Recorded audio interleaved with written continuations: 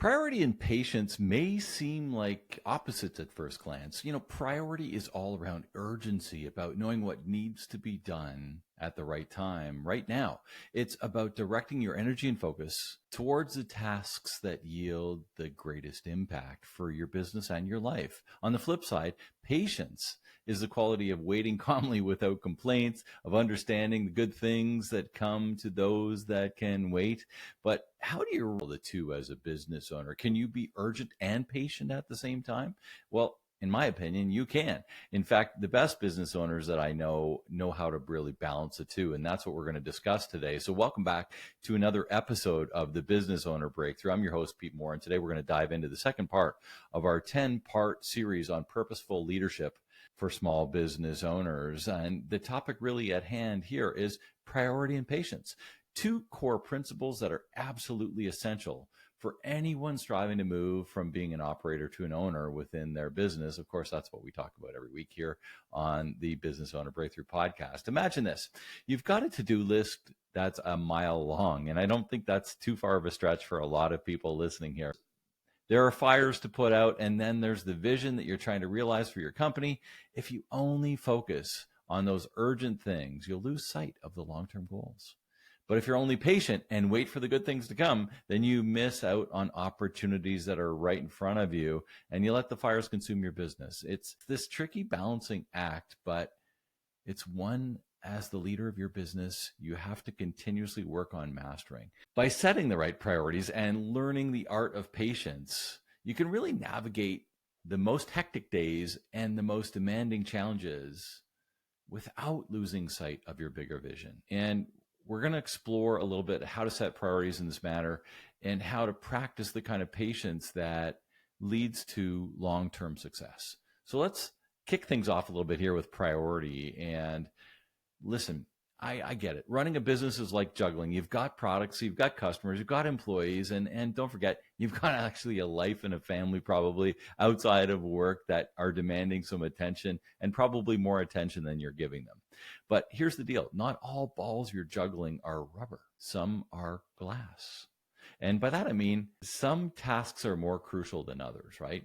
And think about a ball that's glass and a ball that's rubber. You've probably heard of the Pareto Principle. We've talked about it here on the podcast in the past too, the 80-20 rule. And it essentially it states that 80% of your results will come from 20% of your efforts. So your job as the leader is to find out what that 20% is, and really these are your priorities. It might be customer retention, or perhaps maybe it's the sales funnel, maybe it's the marketing side of your business, maybe it's the operational side of the business, whatever it is, zero in on it and focus. And why does this matter? Well, when you spread yourself too thin, and I see this so often, you're in the danger zone. Everything seems urgent, but nothing gets done well. And the first step in moving from operator to owner is really narrowing your focus so you can genuinely drive the business forward in the area that you can make the biggest impact, right? So grab your notepad and let's get started. If you're running a business, you probably feel like you're juggling these 20 balls in the air. You're not alone. The key is to know which of those balls is rubber and which ones are glass. And if you drop a rubber ball, it bounces back. You drop a glass ball, and it creates a bit of a mess. And to help with this, let's introduce an old principle. It's called the Eisenhower Urgent-Important Matrix. And yes, it was President Eisenhower that first came up with this matrix during the Second World War. Picture a big plus sign, 4 quadrants on your piece of paper. So grab a piece of paper. On one axis, you have urgent, and on at the top and non-urgent at the bottom. The other axis is important on the right side and not important on the left side.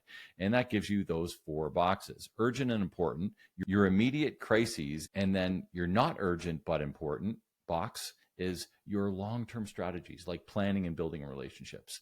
The third box is urgent but not important. Think about interruptions and emails, meetings, all of these different things. And then number 4 is neither urgent or important. Time wasters, plain and simple. It's about time wasters. And I bet you probably have a lot in that box, and that's what we need to clean up, right? And sort your tasks. If you list all of the tasks you're responsible for every day, sort them and then place them into one of these 4 quadrants. And you'll find out what really needs your immediate focus and what can wait and what can be handed off to someone else as we align and assign accountability. We've talked about that in the past too. You'll be surprised how much clarity this brings to your day-to-day grind and all the activities that you do. And after that activity, you want to jot down the answers to these 2 particular questions. First one is, what's a task you've been neglecting, but is actually in the important quadrant? If it's in the important quadrant, it's there for a reason. You can't neglect it, right? Number 2 is, when will you take care of this task in the coming week? Mark it in your calendar right now. This podcast is about taking action to better your business and better your life. And by taking this action, if it's in the important quadrant and it's been there for a while, you need to get this done. You've got to set your priorities, right? You know where you should be spending your time, but let's be honest, good things rarely happen overnight, and that's where patience enters the picture.